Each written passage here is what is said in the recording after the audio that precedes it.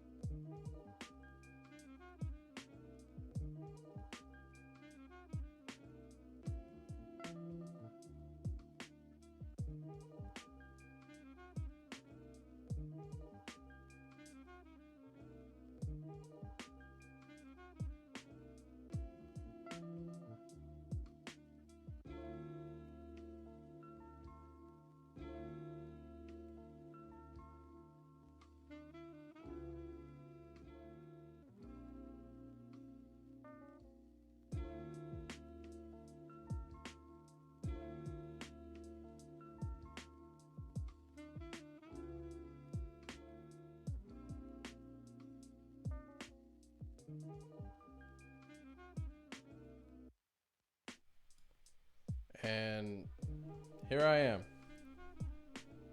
Oh, what's poppin'? John, I'm glad you're here, bro. No one else, Noah's not here, as you can see. I don't, I don't know what my dog is, but I guess I'll just wait him out, honestly. But while I'm here, oh, he might be tuning in. Let me just see real quick. Oh, yeah, he's here. He's here. What's going on, guys? It looked like you're. Hold on. Let me get you in here so they can at least see you, so you can explain yourself to our audience why you were late. I'm not. It's 8 o'clock. I said we're gonna start at 8. You never called me. I sent you messages. I called you thrice for the pre-show talk. You weren't there because it's my shirt. Nick, What? you gotta be in the you gotta be in the chat to know, man. You just gotta be there. Otherwise, you'll never know. Why did you start before 8? You said we're starting at 8, and I didn't get any call. No, I started recording for the YouTube at 7:59, and then I started streaming at 8. And I shared. I did all the stuff. Me and John talked for like 30 seconds, and now we're here. Now, let me turn that music down. It's all up in my ears, dude. Why is there music in your ears? Do what? Who put music in your ears? It's the background music. 10 seconds. Yeah, we talked for 10 seconds. I've been made aware we've talked for 10 seconds. But So John timed it. yeah, he counts the moments when we talk. They're pivotal. I would too. If we ever spoke. Oh, we don't. Ever. Oh, dude, I'm so glad you brought up Halo stuff because I have a topic I want to talk about with everyone tonight. Noah, are you ready? Is it Halo Reach? No, it's not Halo Reach, but it is within that spectrum. Are you prepared? Prepare yourself. Clench the anus. We're getting into this. Halo Infinite? Halo Infinite? No, you're too far away from the nose, man. You're barely slapping the knee. We're gonna talk about sci-fi, dude. You understand? Science fiction? Science affliction. We're gonna talk about sci-fi. What makes sci-fi good? You know what I'm saying? What makes a good sci-fi? There's several things that make a sci-fi good. Well, hold on. Let me catch you on the chat. It's popping off right now. Stop stealing my stuff, and I need some of your Halo stuff. Yeah. Oh boy, clinched Halo. Dale, yeah. Yeah, it's gonna be a big one. We're talking about the science fiction. So, Noah, if you had to, in chat, you can participate here too. If you had to key it up into like, let's say five categories, like 5 topics, what makes science fiction good?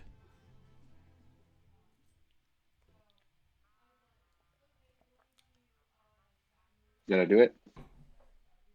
You haven't said anything. In chat? Yeah, no, you said put it in chat. No, because what about the YouTube viewers? They're never going to know what you said. Oh, I said Philip K. Dick. Also, for history's sake, can I get a Dale yeah in the chat, please? But Yeah, for dude. history's sake. Yeah, Delia is a part of our channel's history. And then while you tell me your 5 topics, I'm gonna share our link everywhere. I'm gonna just annoy people with a link to this. A link, a link to what? What are you linking? Tell me your 5 topics, Noah. You talking about like 5 genres of science fiction that are good? Or are you talking about like 5 requirements for a science fiction to be good? 5 requirements for a science fiction to be good. Like what makes science fiction awesome? Well, I, the first requirement is, of course, Philip K. Dick. Philip K. Dick, in case you don't know, is one of the most inspirational science fiction authors of the modern era, and it's a requirement because you have to have good writing. You can't have really good ideas and really poor writing, or it still just doesn't work. It has to be written very well, and you can see that with movies like Star Wars, 7, 8, and 9, and possibly, if you would argue, 1, 2, and 3. Because some people don't really whoa. like the writing. Some people don't really like the writing of those, but Whoa. um, We are I really three don't want. minutes into this topic and you're already coming for the biggest sci-fi franchise of all time. Is that what you're saying to me right now? I'm not coming at Star Trek. I did not come at Star Trek. I need to be clear that it's Star Wars that I mentioned. Uh, Star Ooh. Wars was really good. 4, 5, and 6 were really good. I personally enjoy 1, 2, and 3, but the sheer belief in someone's heart that Rey, who has never ever picked up a lightsaber, can battle someone who's trained with lightsabers at all in the slightest makes no sense. The writing there completely flawed. Like they're cool characters. Sure, a lot of the ideas are really cool, Your but the writing that puts these two characters in the same situation, awful. your relationship with Johnny uh might be either exponentially grown or exponentially diminished. I'll watch the chat and let you know as I know, but you may have blown it with John. You might never get to go play Axis and Allies over Just there. no, he said they make him lose hope. See, I was right. All right, so you Uh, guys are still boys. you'd think that you'd think that there would be a New Hope, but they already made that movie, so they decided that they would do a Lose Hope, and yeah, All right, so we'll go one at a time, just so one of us isn't okay. like completely That's marauding. my number one requirement. It has to have good cohesive writing All right, our friendship makes sense because my number one, like the most pivotal thing of what makes sci-fi good sci-fi, uh, fan service. is lore. Like lore is incredibly important, but I mean you could chalk lore up to writing if you want, but I think they're different things. To me, it We'll has to see. have. Now they are different, and I'm going to tell you why. Because I love Star Wars and I like Lord of the Rings, and it's for that exact reason. I love Star Wars because the lore you can take one piece at a time, and it's fine. Somebody can tell you about Mandalorians, and sure, you don't have to go down a 6 months escapade, but you could. Lord of the Rings, anybody that's a fan of Lord of the Rings, if they tell you about hobbits or you mention hobbits, they're gonna argue with you about, oh, did you know that in the 14th century the hobbits did this and that this is why they're so special? And I'm like, I watched the movie and it didn't say that, and so I don't care All right, so if you're because watching this, sure, I gotta stop you. You can dive right back in, but I gotta make a disclaimer. If this is your first time watching this show, because I see we have 4 people in here right now. If you haven't been here before, this episode is going to be intensely nerdy in comparison to our previous episodes. So, if you're down for that, welcome. If not, come back next week. Noah, you may continue on your tirade. I can tell that a nerve has been struck, and I want you to follow that. so with Star Wars, there is lore that exists, Of but course. for some reason in the writing and storytelling, it's not some kind of impulse that people get from watching it. But with Lord of the Rings, there's some kind of opposition to that because there is lore that's mentioned in the movie, and people just have the strongest urge to research all of that lore, and they have to tell you about every last bit of it. And that's why I like Lord of the Rings. And I can't say I love it because if I do, someone's going, "Well, did you know about this the 8th Year War?" I'm like, "No, I know about 2 or 3 of the different wars, but I don't know about that one." They're, "Oh, then you've never even seen a Lord of the Rings." But sure, okay, whatever. So, to me, that dives onto the crux of the difference between depth and exposition. I think a story needs to be bombasted with depth. I think depth is what makes a story captivating. But when you overdo the exposition, it turns into Lord of the Rings, which is still objectively incredible. Like, it's a piece of art, and it always will be in terms of fantasy. All of it. I mean, it's not sci-fi by any regard. But what do you stop doing that? uh, it's incredible, but there's too much exposition. It's not some, and a lot of people like to make the point, oh, you just don't like it because there's too much going on at the same time. That is not the point, and I want to make that right now. It's not that there's too much going on. It's just there's too much that doesn't matter going on at the same time. There's Well, that so goes to it's like a Stephen what's King that novel. Leonardo DiCaprio? It's like What's that Leonardo DiCaprio movie that everybody says is confusing?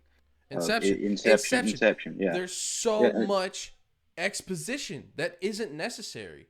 It's like a Stephen King novel. There's so much world And building. in my Go ahead.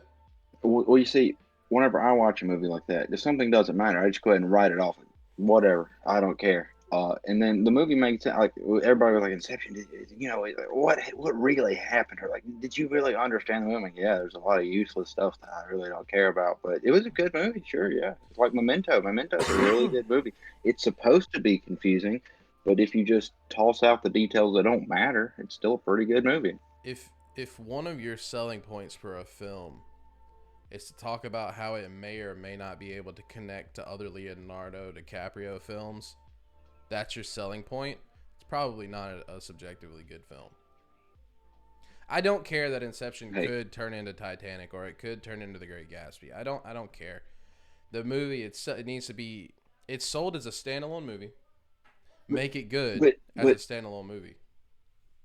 but Tim, it could be The Revenant, which hadn't even come out yet. Would you consider But I that? don't care. There's like I said, there's too much freaking exposition. Lord of the Rings It's gets away with it. it's not what I paid for. Exactly. Lord of the Rings gets away with too much exposition because it all turns into a point. Like, yes, there's a lot of it, and a lot of it you could do without and still get to the point. But it all does come to a point. Unlike Stephen King's novels, Stephen King is just a sucker for exposition. So there's like four Stephen King chapters worth of trash that you could have just done without. The story wouldn't have changed. It doesn't matter. No, I will say there is an important along with what you're saying. There is an important difference in good exposition and bad exposition. And a lot of people are going to say that Stephen King's expositions are really good. I mean, he's a famous author, whatever. I don't care. I don't read Stephen King. Get off the bandwagon. But Douglas Adams has beautiful exposition. I'll always love Douglas Adams' exposition because he goes through and explains something, and then maybe that's important, and it comes in, it ties in very nicely, or maybe he was just telling you something in the next chapter. It just drops it like it never existed in the first place. And you're like, well, was that not important? Where did that go? Can I put you in the guillotine right away? You can do the same to me right after. You typically do. Hold on. Oh, kill me. I'm gonna go ahead and put you in the guillotine. Star Wars or Star Trek? Oh, I prefer personally. Uh, it really depends on my mood because I do like both. Um, if it were amount of fan base knowledge, I have like if it's kind of like the qualifications of wearing a Nirvana T-shirt. If that's what we're going for, I'd have to go Star Wars. However, I do appreciate that there's a lot more content that I can watch of Star Trek. It's just that I don't, memorize it very well. Like I watch it and then it's gone because it's a TV show. Whereas Star Wars are movies, and I retain a lot of that better because I can't, I'm not going to go back and watch a whole movie. But if I, forget half of a Star Trek episode or whatever, I'll go back and rewatch it later. That doesn't hurt me at all. But somebody's then is going to be like, well, you don't remember the episode 506 where they reference Kibbles? I'm going to be like, no, I don't. I don't care. I'll go back and watch it if you want me to. If it was important to you, I'll watch it.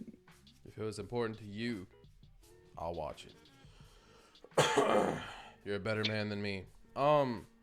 So I think we both kind of agree. Now I do draw that line. I want to make it clear. I do draw that line at Game of Thrones. I'm never gonna watch all of that show unless there's some outstanding circumstance in my life. That hurts me. If that hurts your feelings, I'm sorry. Uh, it's just I've grown up. I've played enough Dungeons and Dragons. I don't need to watch the movie 600 It billion times. I've it, already it seen the is an movie over once. embellished game of Dungeons and Dragons. Oh, Trekkie's got It's just too issues. long. Like I've been that. told. Well, I've yeah, been told. yeah, John. That's that's one of the issues I take. Is certain people, just like with Lord of the Rings, are a little over enthusiastic, and they bring it about in a very negative way, and yeah, that's where my issues lie. It's not, I don't I don't have anything against the series, So, but I do have things against people that think I should know it all. so we both essentially agree on our paramount point, which is writing and lore. Those things are a necessity in sci-fi. What's your number two? Okay. My number two is plausibility. It doesn't have to now. I'm not saying possible. It doesn't have to be possible, like in Blade Runner or whatever. Flying cars, you know, that might be possible. It's plausible. Androids, I don't know that people are ever going to actually make androids, but we understand the concept of what it is, Yeah. and therefore it's plausible. Trilithium batteries from Star Trek. It's made up, obviously, but lithium's a real element. There's some plausibility there. Maybe if some way you could combine three different lithium ions or something like that, it could make a battery. Who knows? And that Yeah. is something that's also super interesting.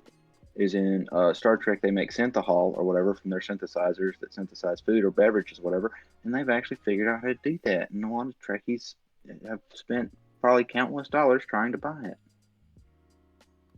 Okay. So plausibility is the thing for you. What were you about to type, John? What was Johnny about to type, Tim? I I think he was didn't about to quite catch a say. I sentence he think he was said. about to agree with you that plausibility is important. I think you and him are going to become closer friends than me and him, and that's a problem. So one of us has got to go. Um, The watch out, Tim. you win. You win. I'm bowing out. You can have him, John. It's been a good run. I know third grade is a long time, but I can't beat that. Oh, there actually was a knife over here. I just Ha! happened to see a You dental suck. pick first. All right, my number two. Something very important to me, like not just in sci-fi, but in anything, any content I'm absorbing. Uh, later, Dink. Yo, I'll boot you so fast. Don't you ever disregard me like that. uh, no, I'm just kidding. My number two is undoubtedly character development. Character I mean, yeah, development that's is very general. I agree. That's true for all movies. That's see why I was gonna mention characters, but then I was like, well, I mean, that's not essential to sci-fi specifically. But that is, I mean, that's up there on my list. what you just said. What you just said derailed me, man. You said that's pretty general, as if to say, yeah, that's understood. If you're focusing on a story, character development is that. I mean, that's parallel with the story itself. You have to have the hero has to do the hero's journey. Otherwise, what do we have? We just have a d bag with a sword. And you're right. Yeah, I saw episode what is it, 7 and 8 of Star Wars where Rey just gets a lightsaber. I'm like, no, she's the hero now. She has a lightsaber. You're right. That should be generally What? understood that in order to have a constructed story, you have to have character development. There has to be conflict in the plot, personally and overall, with your characters. But so many stories nowadays do not care at all about character development, and that's why it's a paramount point for me. Because I'm sick to death of stories, sci-fi and not sci-fi, that have no character development whatsoever. You just have this piece of bread who's trying to become toast, and that's it. That's it. At some point, something happens, and he hops in the toaster. That's it. We don't. Does he start to mold at some point? Does he ever get choked up by the bread tie? Like, we don't ever get that. Bread, toast, no character development. Kill me. What happened to the other members of the loaf? Exactly. What type of bread is it? Is it wheat bread? Is it honey wheat? Is it 9 grain? It's You need to let pumpernickel. me know. It's pumpernickel. Get out. It's pumpernickel. Get out. That's why it's brown. Dude, it's just so bothersome, bro. It's so bothersome. I'm not gonna tirade You anymore know, about it. I just wanted to make that point known. What's your number three? speaking speaking back on character development, because we didn't really cover it on my side. Uh, I feel like it's so important that the character develops in some way, and for me, it has to be in a way that's not just overt. I don't want to see the character get shot in the shoulder and then get a flashback of all of his other war, war things that have happened to them. Don't throw it at me. I need you to softly hand it to me. So like, especially like in the terms of like science fiction comedies or whatever, the sheer fact that there's people that are characters that are developing throughout this whole series that's supposed to be funny, and there's an action adventure or something like that, and there's no development whatsoever. That seems like it's an essential point of the movie. Comedy, nobody cares if somebody develops or not because it's supposed to be funny. But when Yeah. there's an action Poop jokes. that has less character development than a comedy, it's just crazy to me. It's bizarre. I mean, I agree. Like it's hard to disagree. I mean, if you're in the chat, give us your points too. So far we have story building. Me and Noah agree on, and then he said plausibility, and I said character development. But Noah, what's your third point? What's number 3 for a good sci-fi story for you? Number three. Yeah. Number 3. Mm-hmm. I feel like it has to be. I'm trying to think of a good way to describe it. It has to be somewhat concise. I don't want any pauses in the actual development of the movie. If the movie is is an hour long movie, I don't want to watch 20 minutes and then do 20-minute backpedaling to something that doesn't matter and then do 20 more minutes back towards it. And I feel like that's the opposite of exposition. Whenever they just throw something out in left field just as like filler, I don't like that.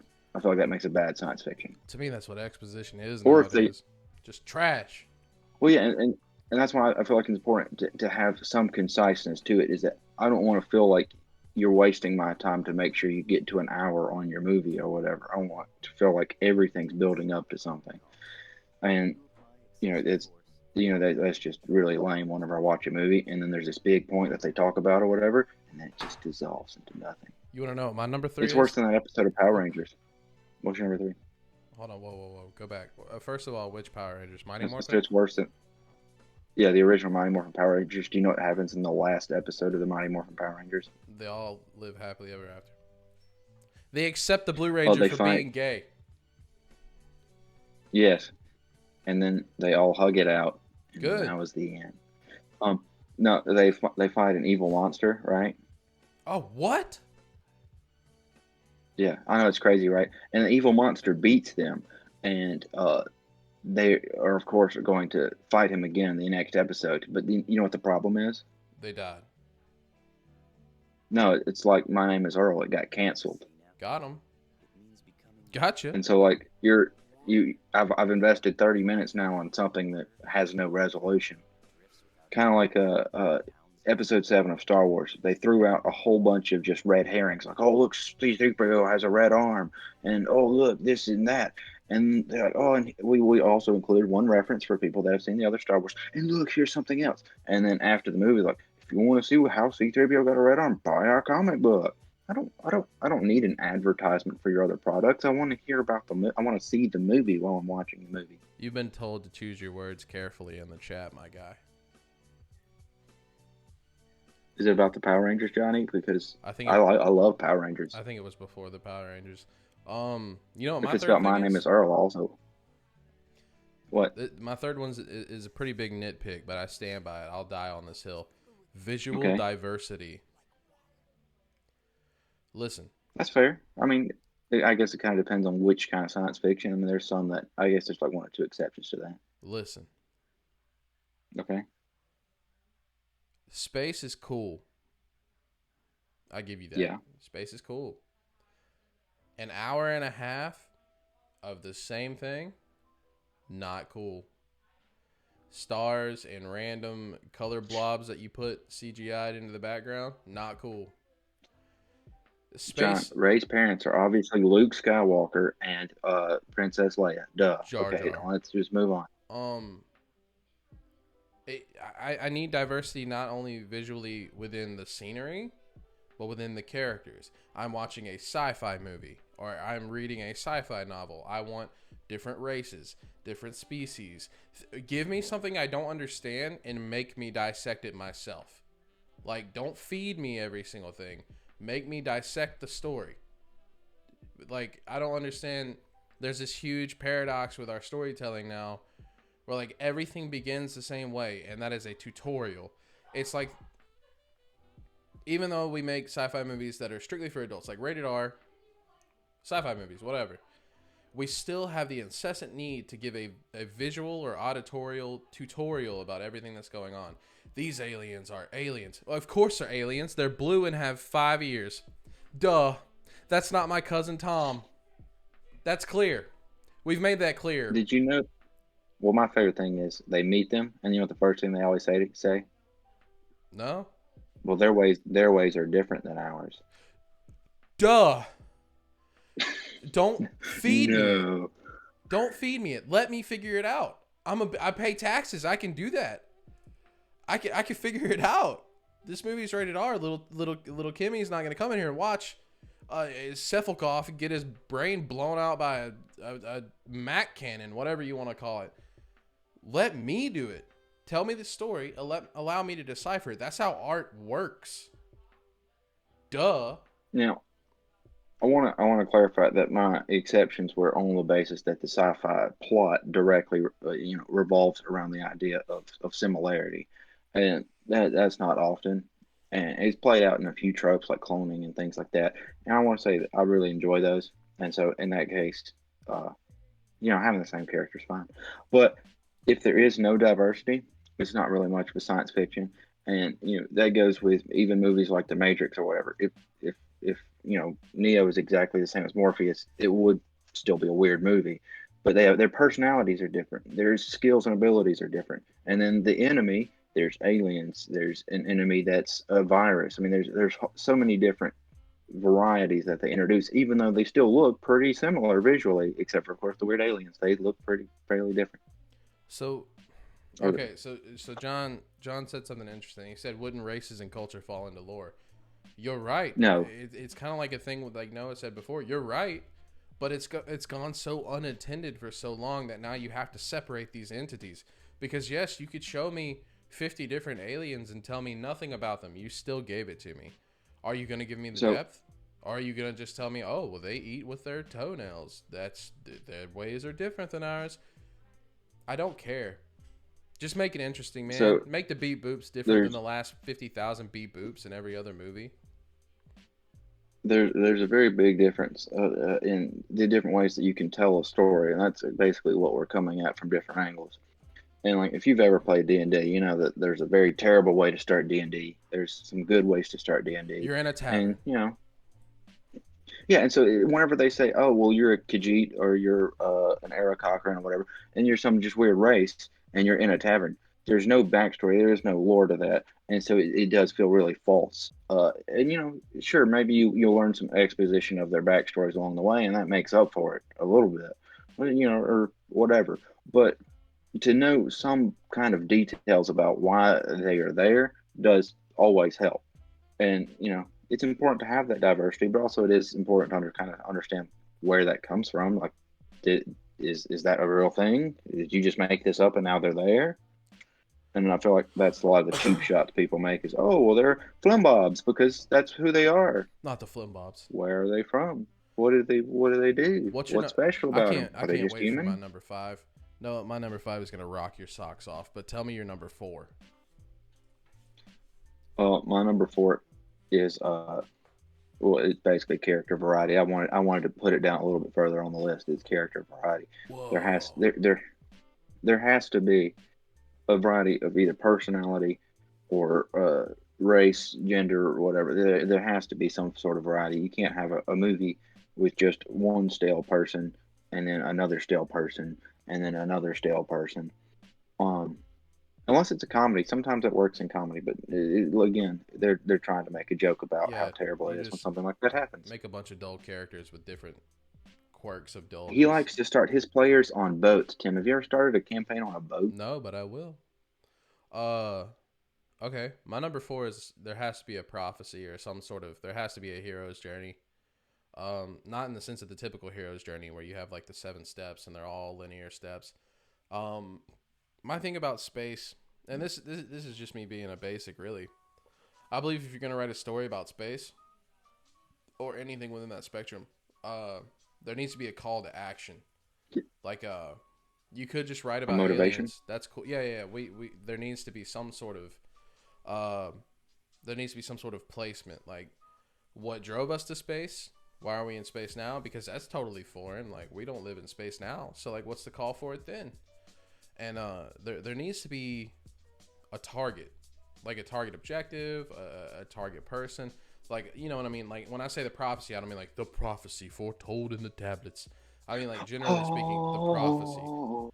Uh, I need that. Like, it's like my propellant. I'm not good with just a day in the life of a Blorgschmorg. Like, that's just not gonna feel. Well, yeah, I mean, that goes with basic storytelling. Either the character is reaching for a goal that we don't know, or the character is reaching for a goal that we genuinely do know. But the character has to have a sort of goal in mind, and Yeah, that's why we're following him. We're not going to follow somebody that doesn't have a goal, and that's why a lot of stories it means something when the main character dies, or whenever one of the secondary characters die, because they all have these goals and motivations, and we yeah. are watching this and hope that they reach their goals and motivations because we become invested in We're them. with them.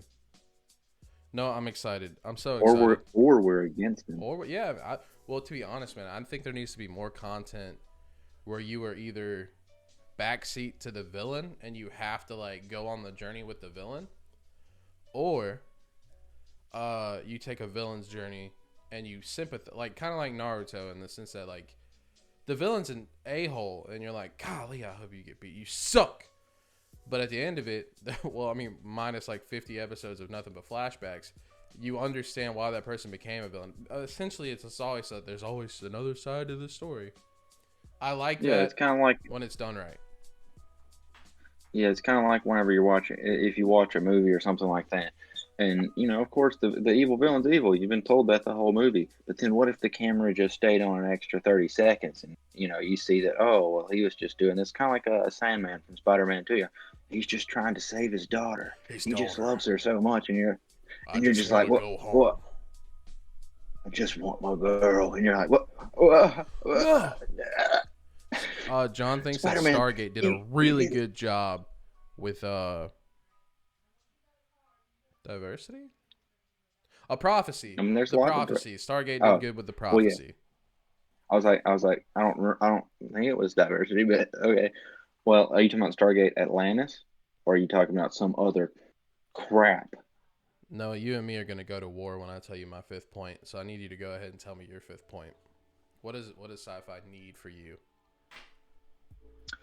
The last thing that sci-fi needs for me is genuine personality. Like these people can't. I get that they're from the future or whatever, but even the androids, if they're going to be androids, have to have human personality, and that's what just bothers me. Is then you see people like Kylo Ren.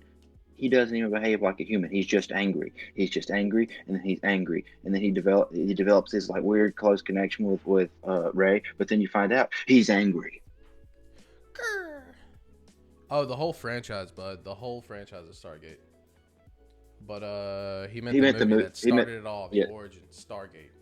Oh, okay, yeah. Well, that was a really good movie, but a lot of people don't really like anything other than Atlantis and SG-1. That was just the joke I was making there. Stargate, the final war of the Treks. See how I pulled it all together? Noah, are you ready to argue? Yes. Are you gonna? Are you? If you bring Battlefield Earth into this, we will argue. If you even consider that a decent movie. No, but you and me are about to argue though, and I'm here for it. I'm here for it.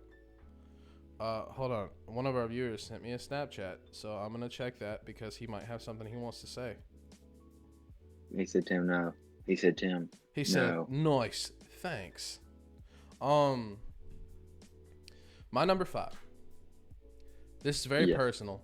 It's intended just for me because of my favorite sci-fi story of all time. Star Wars included, Star Trek, Stargate, Star Battles. You're gonna tell me that Halo is the best sci-fi? You think I'm gonna argue with you on that? Listen to me. All right, I need this. Number 5 is John 117. Number 5 is your template for whatever sci-fi anything you make. Your template needs to be based off of John 117 or Halo. Halo, and I'll argue this with anybody. I don't care how big of a nerd you are. Halo is the best sci-fi story ever written. Fight me, bro. Fight me. We can argue. Do it. Throw it at me. Let's do it. Well, so you see, um, I would have to say that one of the best science fiction works of all time is "Do Androids Dream of Electric Sheep" because it's critically acclaimed by people, um, Not better than and not Halo. you. Listen. And you see, in that story, it has a good mixture of spirituality, it has a good mixture of emotional consciousness, it has a good view on economic idealism. It has a good concept of like what it means to succeed in life, and so there's a lot of different aspects that is explored there. And then he even goes on to explore the topic of love. What does it mean to love someone? Do you love your wife because you're married to her, or do you love this person because they've done something to help you? Like, what is this quantifiable thing that causes people to have feelings? All And right. it goes into a lot of psychological stuff. It goes into a lot of science fiction stuff, and it goes into a lot of things that just generally would interest anybody that likes science fiction. And that's why it's one of the best books ever written. Um. So, what's your 5 cents? So while you're talking about sheep, let me go move my Master Chief helmet and show you something. Okay. I don't have an electric sheep to put behind me, so if you expect an electric sheep, it's not going to happen. But he does eventually. He never gets a real sheep, but he has an electric sheep, and that's the point of the book Check this out. because he wishes he had a real sheep. Do you see this? It's a book. Halo Silentium. I finished reading this Yeah. last night. I stayed up Is that till the one where? I stayed up till 4 a.m. reading this book just so I could finish the last few chapters. Okay. Sci-fi, to me, in my experience, which I've experienced a lot of sci-fi, only touches a certain amount of emotions. It has a spectrum that it sits in. That's wonder, excitement, maybe fear here and there. There's a spectrum that sci-fi is meant to sit in. Existentialism, Tim. If you don't mention Yeah, existentialism in a science fiction existentialism story, is you're pretty just missing big. it out. Never have I had sci-fi ever touch like almost every single emotion that I need for a story to be perfect. I finished reading Silentium last night and spiraled for an hour. I went to bed at 4:45 You because start for 45 minutes then. the lore is so complex. Everything you think you know about Halo, throw it out the window until you read these books. It's in a series of 3. It is. Listen, and I'll argue this point too. The Forerunner saga of the Halo novels is Dune level sci-fi. It is not the movie, the novel. It is Dune level It has sci-fi. Dwayne the Rock Johnson. That's Jason Momoa, and that's racist. No, I was saying Doom. The Doom movie Oh, was a different joke. But I it's appreciate you thinking I'm racist. it's so good, man. It's so good. And what's that story? There's like 30 something novels.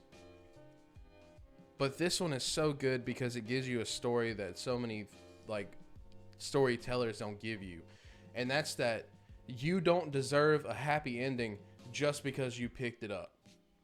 I'm so sick of getting happy endings just because I pressed play, I opened the book, I pressed X to continue. I'm so sick of being fed happy endings just because I participated.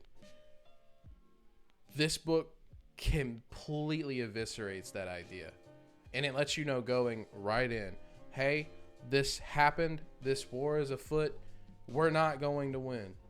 So the next 3 novels of your life, perpetual doom. There's nothing you can do about it. It's impending, it's inevitable, whatever you want to call it, get behind it. John knew my joke. He said that's Doom, not Dune. He didn't think I was racist, John. See, we're getting to be way better friends than me and Tim. Tim thinks I'm racist. He's not a racist. For clarity's sake, he isn't a racist. But he doesn't know anything about Halo. Listen. I know that if you hit someone in the back of the head, they die.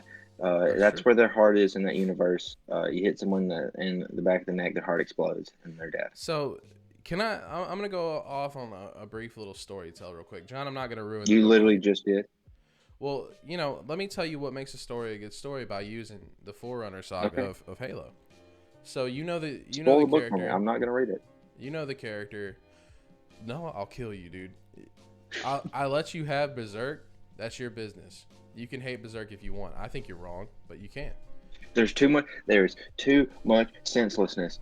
I watch shows that are senseless because they're funny. I don't watch them because they're senseless because they're horror. That doesn't make any sense. Well, I don't. want it to make sense why something is scary or brutal or anything like that. It has to. That's what makes it scary to me. That's why I like The Fly and I don't like The Conjuring. It's because it doesn't make any sense. Well, if you want it to be clarified, you need to read the manga. The anime is only going to give you the nitty gritty.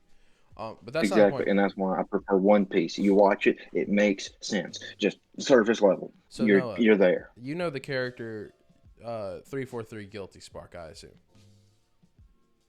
Yeah, duh. You know, He's that one from Transformers, the Guilty Spark. It's the All Sparks brother. no. Do you know who I'm talking about though? Okay. No, I have no idea. I played Halo Reach. That's my Halo You never history. played Combat Evolved? I played the Forge maps or whatever on I think that was on CO Hang on. or CE. Yeah, Halo CE. You just hang on 1 second. Yeah, John. Let's throw axes. I love throwing things, and I like for things to be sharp. I mean, if it's two of my likes. This guy. Are you familiar with this guy? Give me a second. Oh my lord. I probably literally had him on. Or I probably literally have seen him on. It's Atlas. I know Atlas. He's from Portal. Listen, you don't even need to know who 343 Dude. is. We're gonna talk about Guilty Spark. Oh, it's the monitor. Thanks, John. I'm glad you can tell me something. He's the monitor. Yes, he Okay, I got it. monitors the ring. Guilty Spark started out as a human named Chakas. Okay? It is. It is Atlas and Peabody from Portal. They were real people, and then their consciousness got put into a little circular spherical No, robot. this is way better, and I'm gonna It's the tell you same. why. Sit still, tighten your underwear. We're doing this. He was one of Oh, he's the from Ring Combat Evolved. Okay. he was one of the original humans because in the Halo universe, humanity happened twice.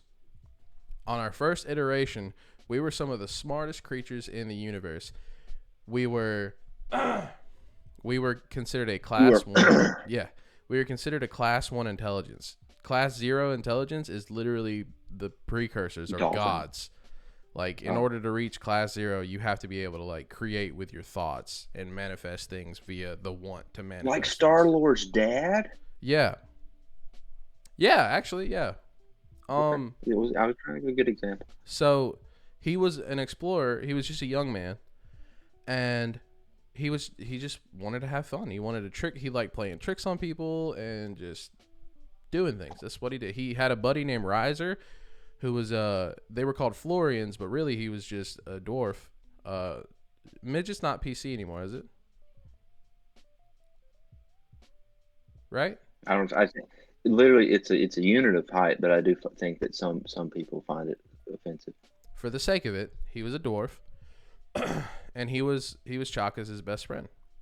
And they ran upon a forerunner. You know what? I can't tell this I whole just story. I just Basic. want I just want you to know that every time you say T'Chaka, I do think of the guy from Land of the That's Lost. that's T'Challa. This is Chakas. No, T'Challa's the guy that owns the Black Listen, Panther place. I'm not. That's T'Challa. I'm not gonna justify this story for you because I am gonna end up ruining everything for anyone who wants to read these novels. Just know, it's probably one of the most emotionally powerful stories. The ending is you. No matter how you choose to look at the situation, at the end of the trilogy, you get the bad ending. There's no avoiding it, and it's so beautiful in its devastation. And to me, that's just So my book has been out for 60 years. You missed your chance. I'm just going to tell you what happens. Not you, John. Close your ears. It's a really good book. Go read it in your spare time. It's called Do Androids Dream of Electric Sheep. It's the basis for Blade Runner, but I'm not going to include Blade Runner as part of that book because Blade Runner is a sad, sad shame in comparison to the book. Because I don't know why, but whenever people make a movie out of Philip K. Dick's books, which happens unusually often, like he's written like 40 books, and there's about 38 of them that are movies, Like the and turning it of the doesn't make screw. any sense. What? Uh, Stupid joke. Go ahead. What? Go ahead. Anyways, there is a Nicolas Cage one, and then he's good if he's got a Nicolas Cage movie. Anyways, so in Do Androids Dream of Electric Sheep, people obviously have a sense of power and wealth that they want to attain to be successful in life. Like if if you were to ask anybody, what would it take for you to be successful? Somebody has some kind of grasp on that. They wouldn't. I mean, they might not tell you, but they might have something in their mind that they want to achieve before they die. And so the concept of being successful in this world is owning an animal because it's in the apocalypse or post human era or whatever. So a lot of the world is destroyed, a lot of it's dilapidated. But owning an animal is a sign of wealth because you not only can you feed yourself, you can feed your family plus one. And so this guy has saved up money from working, and he works basically as like a detective. If you've seen the movie, it's kind of similar. He gets an electric sheep, and he has to maintain it by putting it in the shop and things like that. It's like a car; it acts like an animal, but it can sometimes mess up, and so he's just depressed about it because he knows he's not successful. The world might think that he's successful because he has an animal, but just like everyone else, the animals aren't real. A lot of people have electronic animals, and so if you've ever seen Blade Runner, he is a detective that hunts down people that aren't real people. Because just like if there's electric sheep, there's obviously electric humans. Thus, the name of the book. If real people dream of real animals, do androids dream of electric sheep? Um, so in the book, he eventually thinks he gets what he wants. He is offered an owl, a real owl, a genuine animal, and Not a in fake order one. to get that in order to get the animal, he has to kill the last android, or he has to report that she's dead. And the problem is, if you've ever read a Philip K. Dick book, he doesn't understand women, and I don't mean the characters. I mean Philip K. Dick. Honestly, I don't think he understands what a woman is because, like, his wife What wakes are up in the you? morning and she's like, I'm depressed. And he's like, oh, well, you can use the mood organ at 556 and it'll set your emotions to happy. And she's like, but I don't think that's what I want to do. And he's like, oh, well, that's 505. You press that one, it'll make you want to be happy. And she's like, I don't think you understand the problem. He's like, oh, well, I got to go to work. Bye. You're like, well, that's a successful marriage if I've ever seen one. Um, I mean, it's true of almost every Philip K. Dick book. If you look at it, the wife is, or the woman, female character that's initially there, she's always just a cardboard piece of paper, and then the other one is always just completely wild and crazy. And so you'd think he could find somewhere in between those two. He never does. Are But they then hot? obviously, Wait, are they hot? it's a book. Listen, I'm not asking you what format you read it on. Are they hot? In my mind, yes. I Are they? like all people of all the differentiations. I think that of course uh, the main character would marry a hot woman. Why wouldn't he? I mean, he's the main character. Come on. And then he, of course, falls in love with the hot woman, the one that's an android that he has to kill. And so, More like the hand if he droid. kills her, he gets an owl. If he doesn't kill her, well, he'll probably get killed. And but he'll get an owl, maybe potentially. And so it's just there's a lot of weird emotions that go into it because you're rooting for a guy to get an owl or you're rooting on a guy to cheat on his wife. So either way, you're like these are weird motivations because like you're in a completely different world, and so you really have to put yourself in the shoes of the character to actually like feel the gravity of what he's going through. Because like if you were presented with, would you like to cheat on your wife or would you like a pet owl? You're like, what? So, what I'm gathering. Okay. Also, Nick, if I were 117, that would be awful and simultaneously awesome. But Noah, what I'm gathering is you're Yeah. comparing a dude getting a peacock to planetary devastation, primordial gods who create to Tim, the planet's already devastated. Before I this already is told over, I I told want you to that. know what y'all's top 5 sci-fi franchises are. Top 5? Lego Star Wars #1. Halo 5 times. Halo 1, Halo 2, Halo 3, Halo 4, Halo 5. So if it were to be my list, uh, my top one would probably have to be Star Wars legally, um, just because there's not enough content from the other series that I like. Number 2 would have to be Hitchhiker's Guide to the Galaxy. I love Hitchhiker's Guide. It's great, but because of that, my third favorite series will be Dirk Gently's Holistic Detective Agency. Douglas Adams just knows how to write something. And like the goals, it doesn't matter what the goal is because he can make the goal appealing. It's crazy. Like, there's a couch interdimensionally stuck in a hallway. That shouldn't be appealing in any sort. It's just weird. Why would that even happen? But that's a big part of the first book. How does he get the couch out of the hallway? And it's really interesting for some reason. My third is Dirk Gently's Holistic Detective Agency. I was going to say 4, and I said 3 on accident. That's why I repeated myself. I just didn't want to look like a fool. Number 4 is probably Star Trek. I do love a good Star Trek. Number 5 is not Mass Effect. I don't like Mass Effect. I just want to put that out there. He said that on his own. Some hostilities. I just want to air out those hostilities. Now, it's not bad. It's not that I hate Mass Effect. You ain't got to justify nothing to me, bud. I've played them. Every time I think about a good science fiction, it's just like Fable. There's too many options that don't make any sense to me. But I'm a simple man. I don't like a whole bunch of options. In case you haven't noticed by my top 4, there's not ever many options on those. You just do it. You just do it. It's done. Trying to think what my 5th one. What do you think my 5th one would be, Tim? Space Dandy.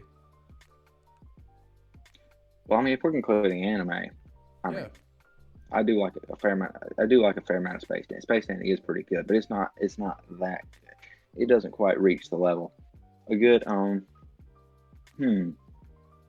That's what All you need to do is be a kidnapped child with augmentation to turn you into a hyper lethal killing machine. Yes, I need to be a child who was kidnapped at the age of 6 and militarily indoctrinated, and at the age of 14 undergone an augmentation experiment with a 14% success rate that chemically castrates you, by the way. Let's talk about how they don't have a libido because of chemical castration. And the Catholic Church did it and it was okay, all right? And turn into what is akin to a cyborg killing monster that has a plethora of psychological issues verging on complete sociopathy. Deal. I'll take it. Let's do that. So Tim, you do know that there were people that were castrated as part of the Catholic Church, right? You know about that? Chemically castrated? No, regular old fashioned way. Well, yeah, I know they used to do that, and they used to way back. They used to have eunuchs and stuff like it. I don't like all that. No, I've got to do my 5. Am I holding you up? Here, you do your 5, and then I'll bring 5th one. I'll just ring it in towards the end. I thought it was Space Dandy. Well, hey, Tim, we could say it's Pokemon. Pokemon's a pretty big science fiction. I forgot all about it. Yeah, 5's Pokemon. We'll go with that one. Okay, I mean, if we're bridging on, because one of my bigger ones was actually going to be a fantasy sci-fi, but it's also a JRPG. Well, I was going to go for number 5 as To Love Ru, but you've apparently only seen the first series. Yeah, it doesn't count if I'm unfamiliar. All right, so my number 1, very clearly, is Halo. I thought you were going to say Berserk. Berserk has literally nothing at all to do with space. There are deities. It has Hitler. So number 1 is Halo. Number 2 is going to be the Nier franchise because Nier is probably my favorite fantasy game of all time, barring Halo. I love Nier. The Gestalt remake. Lord of the Rings Online. You No. didn't like Lotro? But Now, I will say my favorite science fiction game is FTL by far. I love FTL. Have you ever played FTL, Tim? no, I'm gonna continue though. Well, good. I've never played Near. You need to play Near. It's one of my favorite games of all time. You need to play FTL. It's All one of my right. favorite games of all The time. Gestalt remake Well, was. Portal's also a really good science fiction. You should play No, Portal. shut. You've never played Portal, I'm and I gonna need to put that on public I'm air. gonna mute You've you on never both. played Portal. I've never played Portal, but so Near the Near franchise that includes Automata, includes Gestalt and Replicant. Number 2, easily. Number 3, for the simplicity of it, Cowboy Bebop. I love that universe. I personally wouldn't want to be a part of it, like living in a dystopian society where Earth is like completely effed is too real for me. So, Cowboy Bebop for sure. Star Wars because I grew up with Star Wars. I mean, to me, it's kind of a cop out because everyone loves Star Wars. But I grew up with a Yes, family. I grew up with a family who loves Star Wars. So I got a more intensive. Like, it's not just a you go to dinner and somebody says Star Wars. I'm like, oh, I love that movie. Like, I grew up with a family who loves Star Wars. So I got a more I intensive grew up with a aspect of it. family that my mom liked Star Wars, but she liked Star Trek better, and my dad didn't like nonsense, and so he didn't like either. Number 5 is the Gundam universe, for sure. Iron-blooded orphans. Iron Blooded Orphans was all right. I haven't seen a lot of the Gundam series, especially the newer stuff, but I remember, Gundam Wing, Gundam, all the old ones. Mobile Suit Gundam. Yeah, Mobile Suit Gundams. Iron Blooded wasn't that bad. I feel like, see, because a lot of sci-fi or a lot of sci-fi anime is off the back of Gundam, right?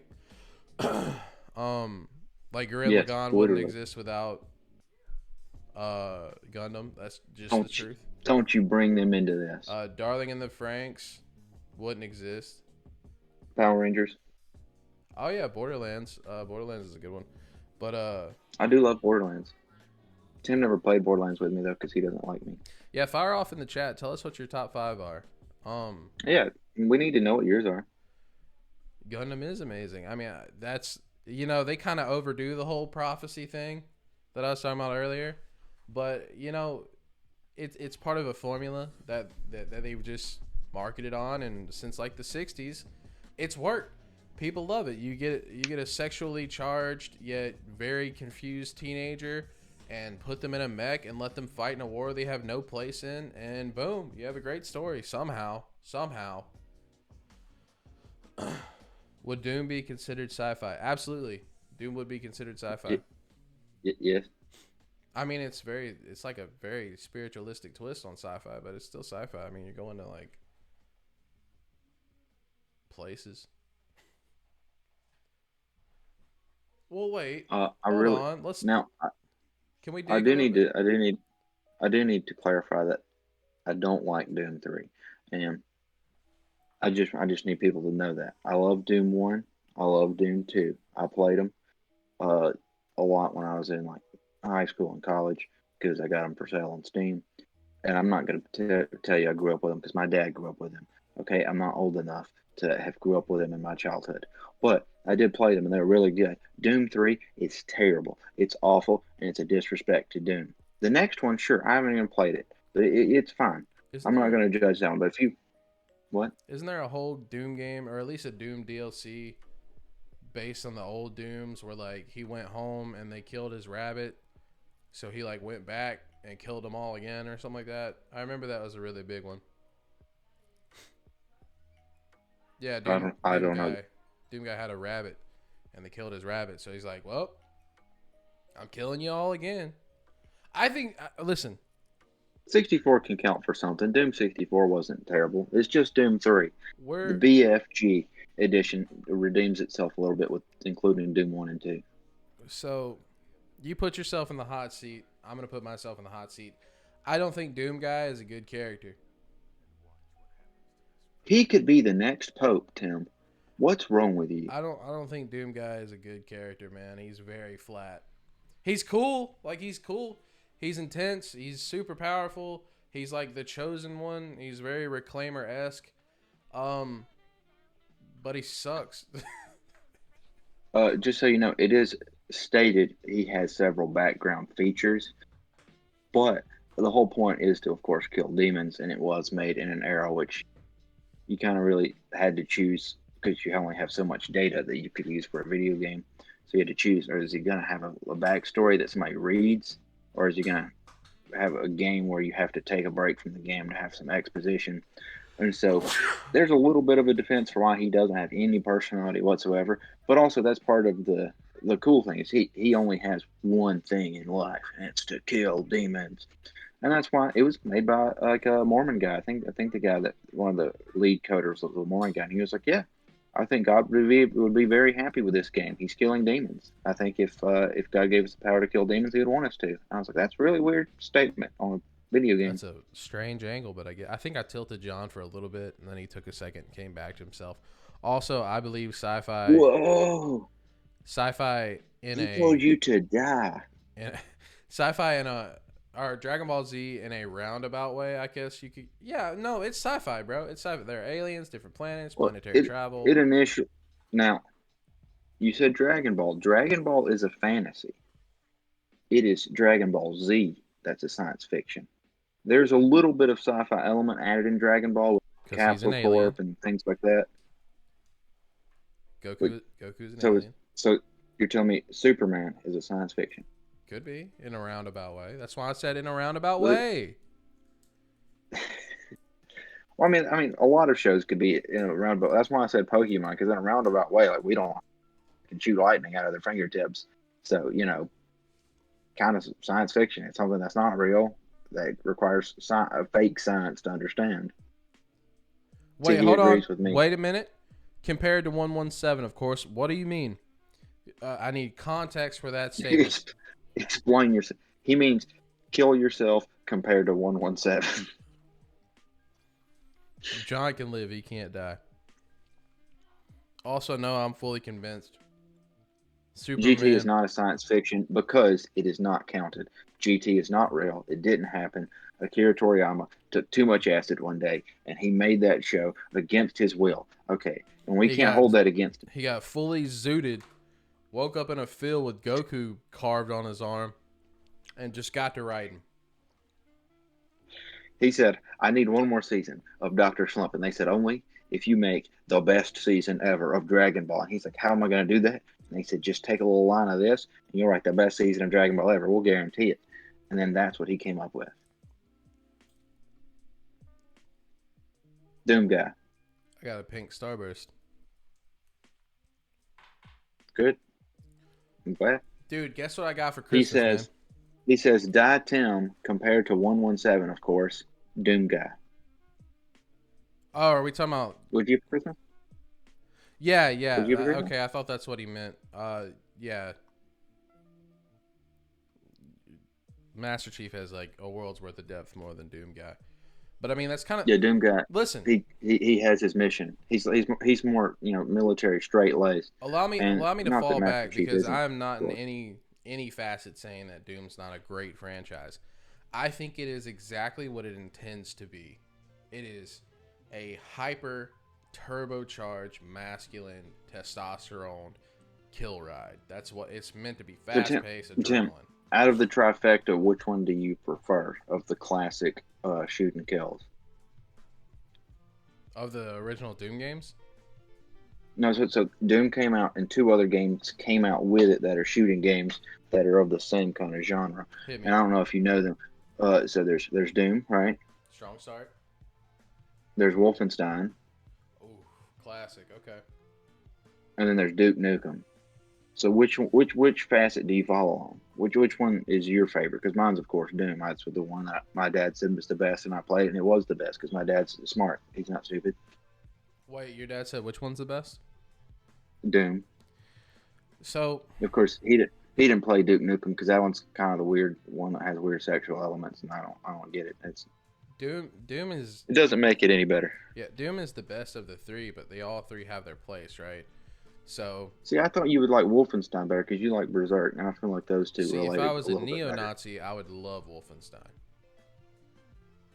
Sadly, Are you? we're gonna stick with Doom. But But on Wolfenstein, you kill Robo Hitler. Yes, but the point is to overanalyze and over speculate everything you see. Oh, that's not accurate. Oh, it doesn't. That's not true. You can't. Mecha Hitler would Robo totally Hitler's not work, real, okay? as far as you know. But look what I got for Christmas. I'm so excited to crack into this. I don't know if I'm going to read this one next or not. Bam. Contact Harvest. Yep. Is that like the one where he's a farmer? I'll kill you. Look who wrote it. John 117. Can you see who wrote it? Joseph Stalin. Joseph Staten. Do you know who Joseph Staten No. is? Joseph Stalin's half brother. No, Joseph Staten is the dude who did most of the script writing and story development for the original Halo games when he was working for Bungie. This is what I believe his only book he ever wrote for the Halo series, and I'm very excited because it's based around Avery Johnson.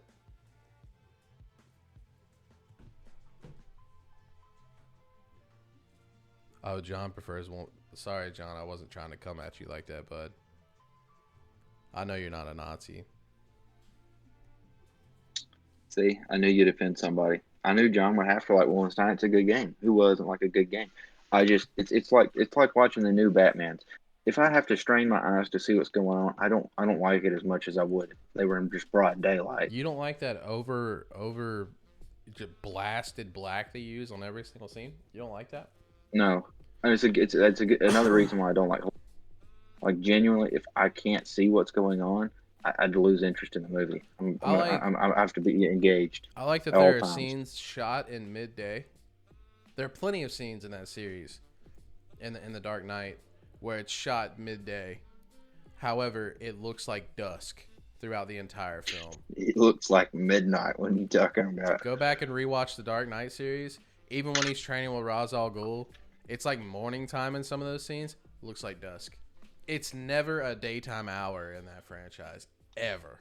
Because Gotham is always dark. It's poetic, Tim. Like Bane's like, I'm going to blow up the football field at 3 p.m. Why does it look like 9?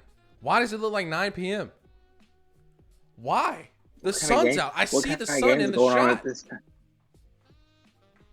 It's confusing. The sun's darker in Gotham. It's a dark place.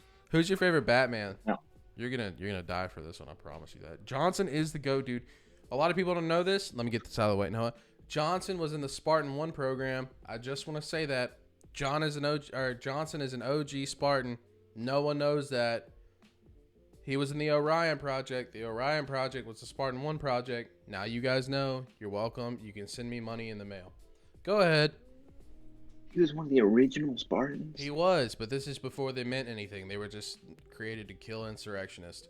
Go ahead. Well, yeah, this is the first iteration. They can't be known for something. He's the one that made them famous. Go ahead. Anyway, now, I know what Tim wants me to do. And no, I'm not going to say George Clooney. He wasn't the best one.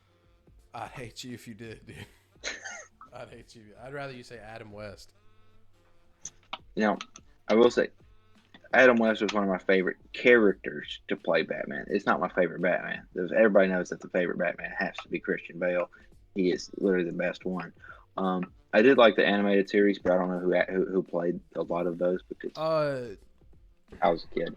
Conrad. But there's like 6 of them. You think he did all 6 of them? No, the one that Mark Hamill was not going to be the Joker until he saw that something Conrad or Conroy. You're talking about Batman Forever or whatever. That's what it's called.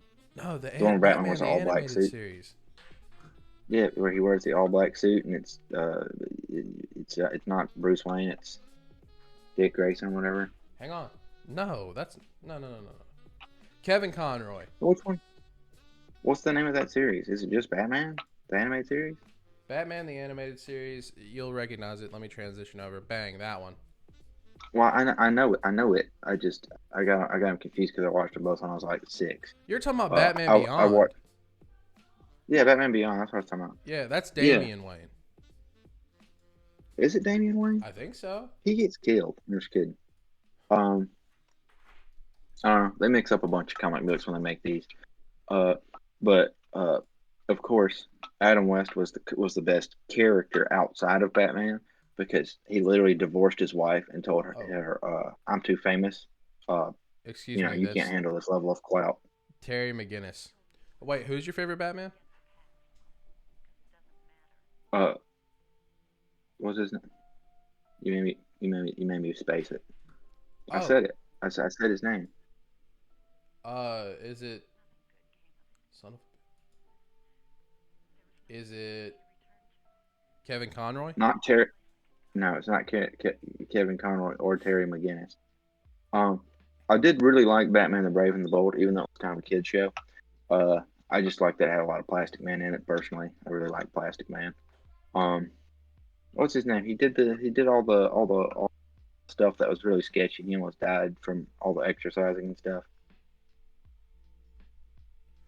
Are you talking about the one from the Dark Knight Christian series? Bale. Christian Bale. I really liked him as Batman. He looked like Batman. He was pretty cool. I didn't like after Dark Knight. Everything after Dark Knight was terrible and still is. I Christian mean, at least they keep it consistent. Christian Bale was a really good Batman. Now I don't like Batman, but Christian Bale did a really good Batman. He's not gonna do as Yeah. good as Robert Pattinson's gonna do, but he did pretty good. I just wanted to see your face. Are you gonna watch it? Are you gonna watch the new Batman? Well, yeah, they're trying. They're trying, and I want to try to reward that effort because I didn't watch Batman versus Superman or any of those movies because Dude, they didn't try. That I was just shameful. I agree. They are well. I mean, in general, DC is trying so hard to get Batman right, and to me, that means that they're trying to do something. They're either gonna they're either gonna try to like build the Justice League universe, or they're gonna try to make Batman a long-standing hero again. I don't Oh know, yeah, Batman Beyond. It was a clone or something. Yeah, that was. but they are It, really it, trying for Batman. They got Christian Bale. Christian Bale dipped after the movie, after the third movie. Then they tried Ben Affleck. The world hated it, so they immediately scrapped him after his contract. In fact, I think they shorted him a film. Because he's supposed to get a solo film, if I remember right. He's supposed to get a contract with three. Um, and he only did yes. Batman vs Superman, and then he did Justice League.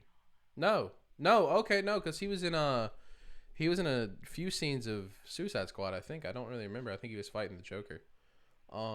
And now they're trying Robert Pattinson. So like I think they're I gonna keep literally. trying until they get Batman right because they want to make Batman a thing, but they need to just throw it to Dick Grayson because he's the goat anyway. I hate to say it because I grew up. DC is literally my favorite comic book company of all time, and it's just because I grew up and those were way better than Marvel. And it's not Marvel's fault.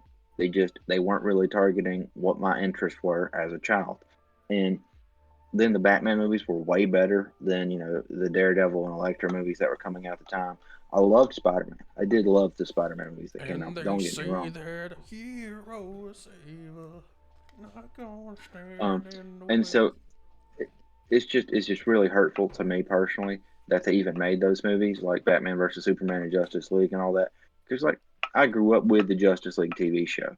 I grew up reading the comic book Batman versus Superman, and so the fact that I didn't go to the movies to see them, and a lot of people like me didn't go to the movies to see them that were super big DC fans.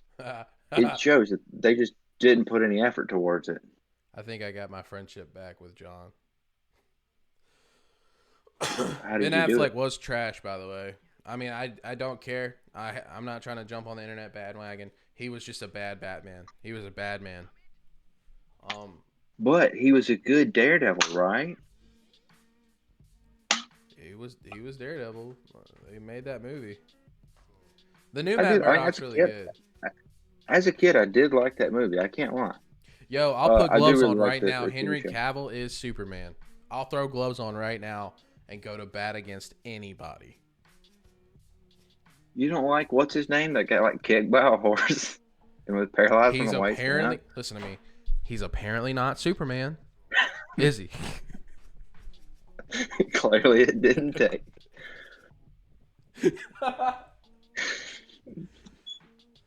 Now we can never get popular. We're already canceled. I'm sorry, John. Henry I'm sorry, Cavill can John. get it. That's what it's true, man. What dude gets hotter when you make him dirty? Like, I see so many memes where it's like, most men clean up nice. Why does Henry Cavill dirty up nice? And then it shows him it was Geralt of Rivia. I like that he almost hasn't gotten like 4 or 5 roles because he was playing World of Warcraft in his house. That's my favorite thing about him. He's almost always late to auditions because he's playing World of Warcraft. That's Superman though, dude. Like I'll stand by him forever. I mean, he does have a really good Superman look. It's not the Superman I grew up with, and that's gonna always be a problem with everybody. You grow up and you think that's who Superman is because that's who you saw him as. You grew up with But he Smallville, does. I mean, didn't you? no, oh my gosh. I mean, I watched Smallville, but no, that's an insult I to me watched it. I personally. own the box set, but no way. I Ew. watched it 16 times, but it was just a weird series. Like I think he kind of looks like Superman a little bit or whatever. Like he could be Superman, but it was very Why are you making my homie tailored. such a baby? Relax. Yeah. Oh no, me Um. and John aren't friends anymore. I talked about Smallville, and he immediately commented, "I watched Smallville." I liked Smallville, but he's Stop still trying to not steal the my person friends. that I would visualize as Superman. He was just a guy that yeah, maybe sure maybe he grows up to be Superman. It was a complete Um. deviation. Henry Cavill wasn't. Yeah, it was a complete deviation. I mean, that's why I don't really see him as Superman, a complete deviation from Superman. Just like how I'll never see the Flash that's on the TV show, whatever, as Barry Allen. He's a very big deviation from Barry Allen from the 1960s, which Hey, I loved. Ghosted. I grew up reading all those because they hello Ghosted. I'm glad you're here. But I grew up and I read those and I thought those were just truly fascinating. And then they make a movie and it's somebody completely different. You're like, well, that's not what I just read. That's not what was on the news. So No one's trying to steal my friends. That's all you're missing. We're talking about sci-fi and superheroes, and now Noah's trying to steal John from me. I don't try to steal friends, Tim. I see something that I want and I take it because See I'm a it? man. Want it? Take it. One of my good friends, he has a story for every friend he's ever made because he thinks that friends should be cherished. And then someone said, well, how did you become friends with that guy? And he said, I don't know. He said, we're friends one day. And I guess we are. Have you ever had to Done. justify your Taken. friendship with me? You could be honest. I don't mind. No, I just tell people he's like that. He followed me home. Call the police. It's like what's that meme like when your friend tried to be in the military and didn't, and he owns a lot of airsoft stuff. You gotta really warn people. Yeah, he's just weird. Was there a Smallville Justice League? Yeah, there was. What? Nick's nightmare says that he or she. I don't know Nick's That's a nightmare very dude. personally. That is a dude. Okay, that's what I thought. Love you Nick's too, was bro. my conclusion. That would be a guy. They love you. I wish I knew Nick's better because then I could steal that brand from you. I just don't. I'm sorry, Nick's. Maybe one day. In the show, they tried. Yeah, What? they tried. It's exactly right, John. Not succeeded. They tried. What? What? Who's in it? Is it like the Justice League? Hold on. Are you looking at the pictures? I'm of on the Justice wiki. League? I'm not gonna put any effort into this. Similar characteristics to the comic book part, but at the same time, it could become a means for Clark to learn about himself. So who is it? Is it? So they had Aquaman and the Flash. Who else did they have? Did they have Batman? Hawk Woman Girl? Green Arrow. Green Man with Bow? Oliver Queen? John Jones? Hello? He said he's good. He doesn't want to be my friend. No disrespect. Got him. All right. I earned I'm that. not disrespected. I'm just hurt. I earned that respect through continuous beatdowns on Halo. You just find your friends and you beat them down at Halo, and then they respect you and they want to stay your friend. That's what I've been missing. I don't play Halo enough. Oh yeah, they did have Martian Manhunter. That was sad. I love Martian Manhunter, and they ruined my boy. I don't I don't understand. Oh yeah, me and Nick, Spartan Bros. Sorry to tell you, bud, you missed the chance. You missed your window. If you had been Tim, you told around, me I was your show brother. if you were around like 10 years ago, you could have been a part of it. You could have caught these hands, but you did. You know what superhero show I'm loving right now? What? The Boys. Psycho Oh, are you Fire loving it right 2. now? Yeah, I love The Boys. It's so good. I watched season one of it, but I haven't watched season two, or however far they've gotten. I'm just It's good. I'm just looking at this great It's a value Justice League. I got to get off this tab. it's a fairly decent reenactment of a superhero thing. It's kind of like a fresh take on the Watchmen. They're very human people that have superpowers. Uh-oh. Wait, are you talking about The Boys? Yeah, Oh, it's so good, man. It's so good. I just like that it's like, okay, how are we going to make heroes in a real life setting where like they have real life morals and like they have to justify corruption, and what are their corruptions? Everyone's got yeah. a backstory. Like I love that stuff, dude. I've seen the Watchmen. Yeah. So what about the Watchmen? Well, I mean, The Watchmen is just bleak. Well, Like, yeah. I mean, because it falls under the same concept. Like, yeah, we're heroes, but we also kind of have to play by the rules, but also we break them, and so the media kind of doesn't like us. and then you have like Mr. Manhattan, and he's like, "Oh man, I can do anything, but also I give everybody cancer, so I gotta like bounce." Allegedly, that's an allegation. That happened It's one time, we don't two know times, that, 7 times, but he can also turn into a car. or a jet, or a boat. Um, he the guy that wrote The Watchmen, Alan Moore, he doesn't like the movie or the video game, but he did publicly state he likes the weird YouTube short, The Saturday Morning Watchmen, where it's like a song as if the Watchmen had a Saturday morning cartoon. Oh, nice. He said he Oh, likes that. so upon this very wide topic that we've jumped around on, next week is the last week before our apocalypse, our 2-hour apocalypse special at the end of the month. We're gonna be talking about The Last of Us, and how the Earth would survive an actual The Last of Us scenario. But we need a topic for next week. So before we get out of here, I want to give you guys a few minutes to come up with next week's topic. What do you want to hear us talk about? Is What do there, you want to talk about with us? John, are you saying there's a comic version of The Boys? Yeah, it was derived from a comic. I didn't know that. Yeah, I've just seen the show. apparently it's really good too. What comic book was absolutely terrible, Tim. While these people are thinking up whatever their ideas might be, Go ahead. I did not like the new Teen Titans. I didn't like that one. It came out while I was growing up, when I was like 15 or 16, I think. They came out with a new series, or it's way older. It Are you was talking it about? was a thing of the past. Are you But I talking about discovered it when I was that old. Teen Titans? Or are you talking about Teen Titans Go? No, I'm talking about the new Teen Titans. All new characters, all new like status quo and everything. Invincible's really And it's a good. com it's a comic book. There's no video adaptation or anything. And so, and of course, like the 70s and 80s, there was the Teen Titans, Yeah. and they explored that for like 6,000 issues or whatever. So they were like, "Oh, we're gonna start over and do something new." And it's called the New Teen Titans. I hated Oh, that. you I mean thought like it was with the Blue trash. Beetle and like Superboy and all them? No, that's Young Justice again. Comic books, not a TV show. Oh, okay. I mean, I I'll see if I can. I'll look up a few of their names. yo, the live action. Okay, so I don't know if you know this, so I'm gonna dive in real quick while he looks up something.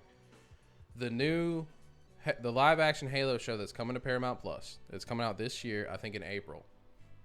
When you watch it, separate it from the lore that you know from Halo, because it's different. It's called, what did the writers call it? They called it Halo's Silver Timeline. They wanted to separate the Halo show from the Yeah, Halo franchise so that they didn't screw up the lore, because when you have lore that's 20 something years deep and there's like 12 books released a year, it's kind of hard to stay true. But they know if they derive or if they deviate from that truth, they're gonna get massacred. So they're gonna be very careful with this show. But I'm very excited to see what they do. To see a show that's John Central. Even though I hope they talk about other people as well. Like, I'd like to see Halsey's backstory, and I'd like to see Johnson go through the program. There's a trillion things I'd like to see. I'd like for them to create a game that's all about the Forerunners and the Precursor War. That's what I would like in a Halo game. Once the Master Chief story is over, I want to see them go You back would in like time. that, wouldn't you? I don't want them to ever end Master Chief's story, but he's old, he's miserable.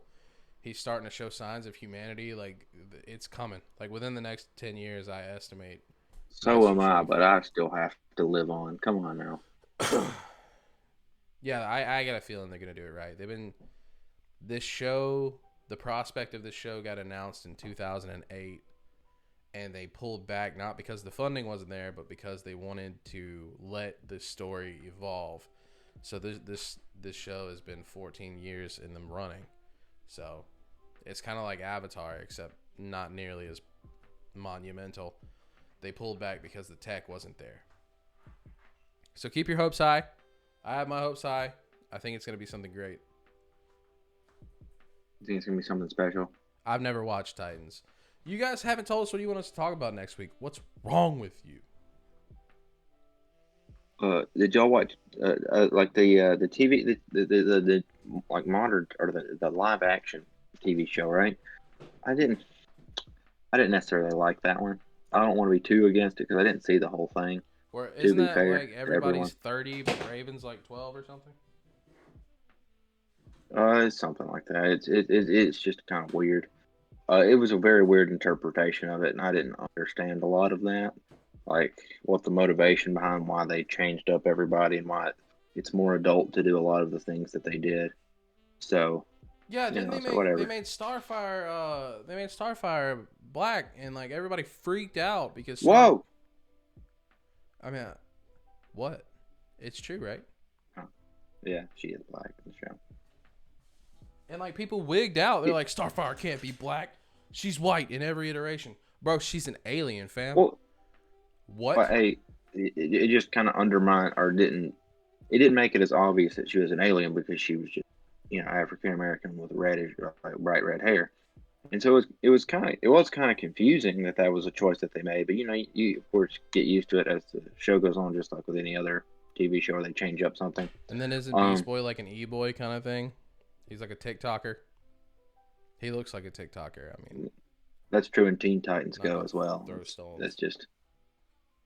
I do think it's very strange that. Yeah. Duh. Jesus. She's a Trump? Wait, what? I don't understand why somebody said Halo porn. How did that come up? I don't. She is straight up orange. I can appreciate that. Her last name's Trump. She has a lot of money. Yo, back in the day though, the old Teen Titans show, Raven used to be the waifu, bro. I'm just gonna be honest right now. What? Yeah, Azeroth, Metreon, and Zinthos on me, baby. You know what I'm saying? Like, no, I don't. You want the powers of Extragath to be enveloping you? I'm trying to see what's going on with Extragath. You know what I'm saying? No, her father's Trigon. Extragath. Trigon. Trigon. Hey, he's Trigon, the guy with a big Colt 45. Anyways, Extragath is like a character that you only see that one Teen Titans. He's a person that's also in the hell of Teen Titans. Yeah. But he is really cool. I really like him as a superhero, to be fair, because he's just there's a regular business guy that's possessed by the powers of Extragath, and so he has to be very desperate to help somebody. That's what Nick wants for next week's topic. Halo and Halo porn. Apparently, Avery Johnson bones down in this book, so I'm excited to read that. That's going to be cool. I'll have absolutely nothing to contribute. I might as well be somebody that's just listening. Yeah, you just call in and listen. I'm like, and then this happened. Next week, Just read it. Sci Fi horror. Do we want to do I mean, two sci-fi based episodes back to back?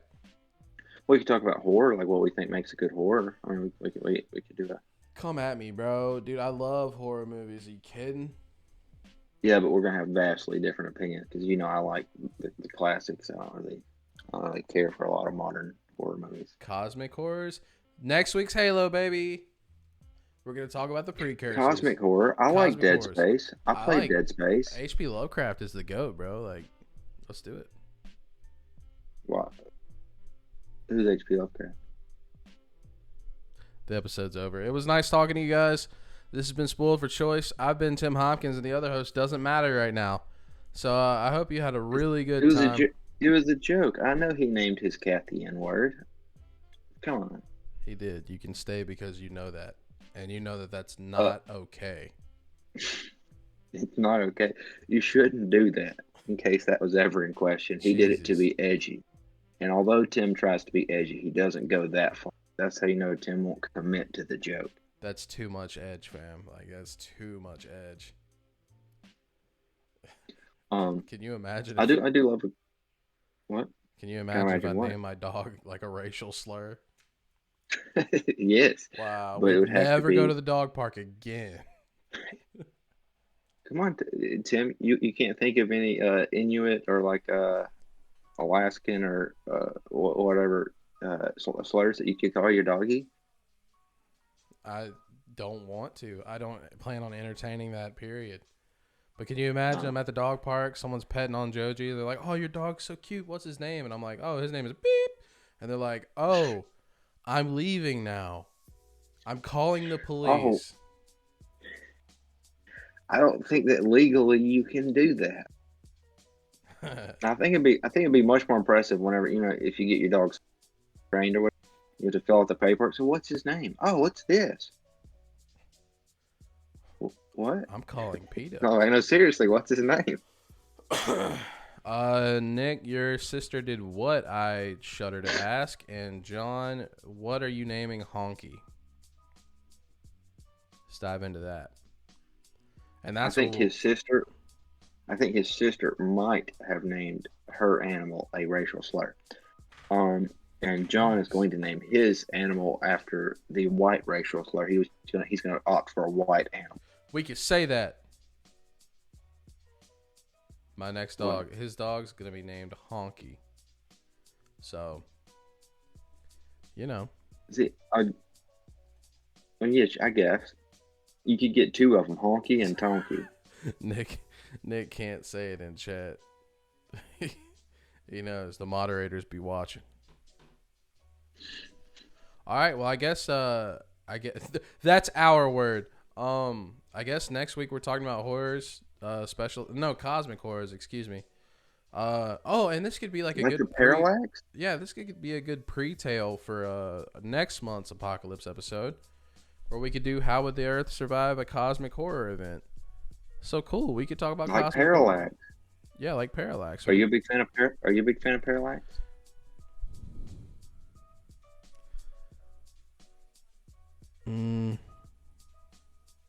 Can I like the entity without liking the franchise he's associated with?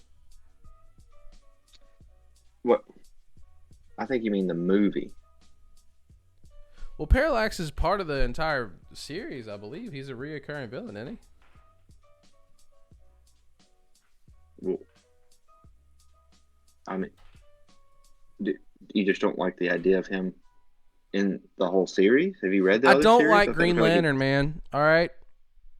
You don't like people that are weak to the color yellow? That is just such a weird weakness. I think it's fascinating. I don't like the Lantern franchise. I don't like the Lanterns.